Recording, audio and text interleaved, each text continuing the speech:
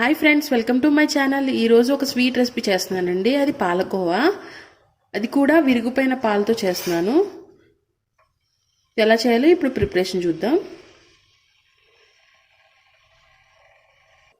ఈ విరిగిపోయిన పాలు ఉన్నాయి కదండి, దీంట్లో నుంచి ఫస్ట్ వాటర్ అంతా స్ట్రెయిన్ చేసేసుకోవాలి. వడగట్టుకోవాలి వాటర్ అంతా. దీన్ని మొత్తం వాటర్ అంతా వడగట్టుకోవాలండి.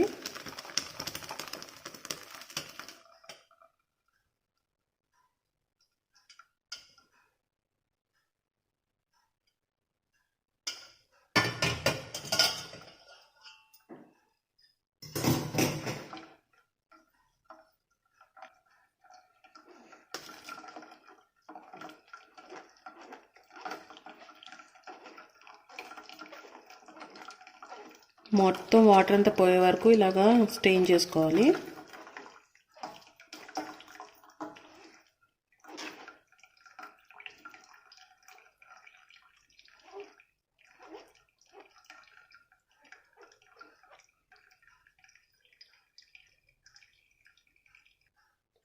ఇప్పుడు సేమ్ అదే గిన్నెలో మనం వడగట్టుకున్న చనా ఉంది కదండి, దాన్ని వేసేసుకోవాలి.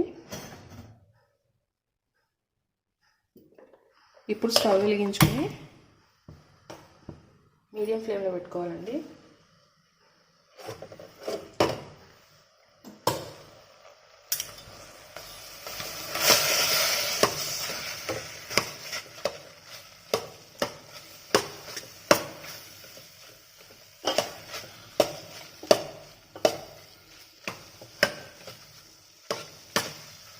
దీంట్లో ఇప్పుడు 1/2 కప్పు షుగర్ వేద్దాం.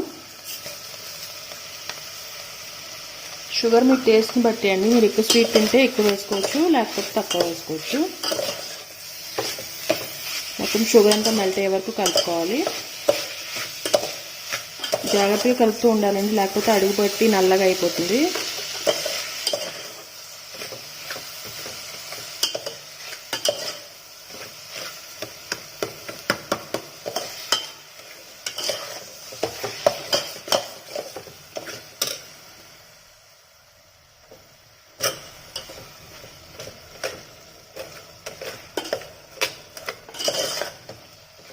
షుగర్ మెల్ట్ అవుతుంది కదా, ఇప్పుడు దీంట్లో 1/2 స్పూన్ ఇలాచీ పౌడర్ వేసుకుందాం.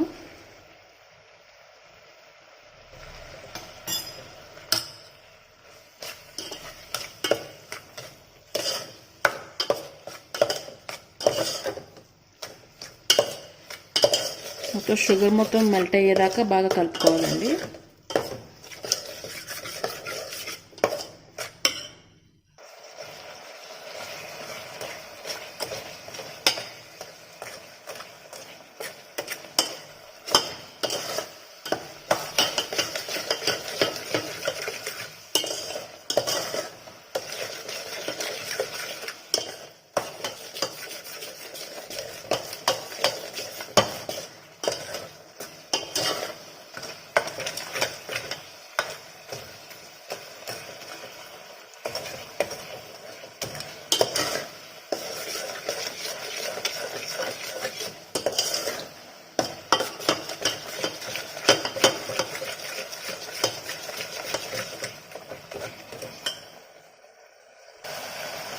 ఇలా కంటిన్యూస్గా తిప్పుతూ ఉండాలండి. వాటర్ అంతా ఇంకిపోయి దగ్గరికి వచ్చేదాకా తిప్పుతూ ఉండాలి.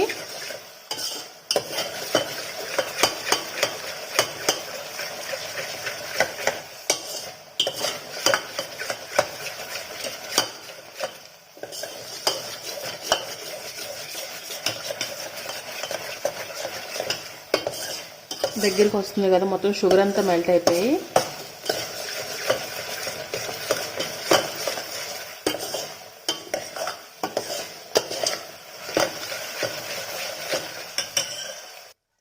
దగ్గరికి వచ్చేసింది కదండి, మరీ డ్రై అనకూడదు.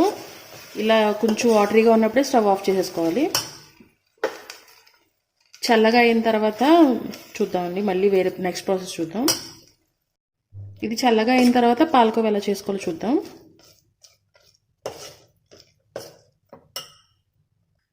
మీకు పాలకోవా చేసుకోవక్కర్లేదు అనుకుంటే ఈ స్టేజ్లో ఎయిర్ టైట్ కంటైనర్లో పెట్టుకుని ఫ్రిడ్జ్లో స్టోర్ చేసుకున్నారంటే మనం సేమియా చేసుకుంటాం కదండి, దాంట్లో కోవా బదులు ఇది యాడ్ చేసుకోవచ్చు.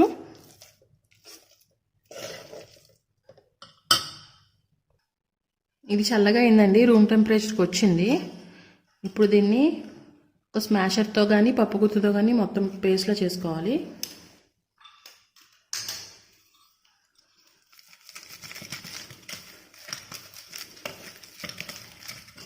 మనకి పాలకోవలు చుట్టుకోవడానికి రావాలి కదా, అలాగా ఇలా చేసుకుంటే మెత్తగా అయితే వస్తాయి.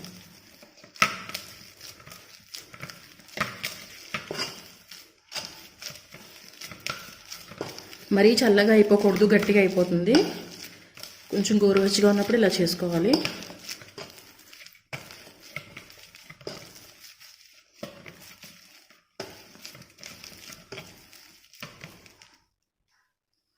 మొత్తం ఇలా వీలైనంత మెత్తగా స్మాష్ చేసుకోవాలండి.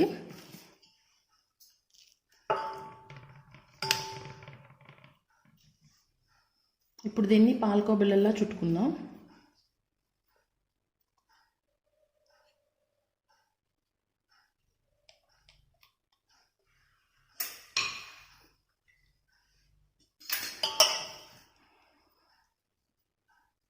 మనకి నచ్చిన షేప్లో చుట్టుకోవచ్చు.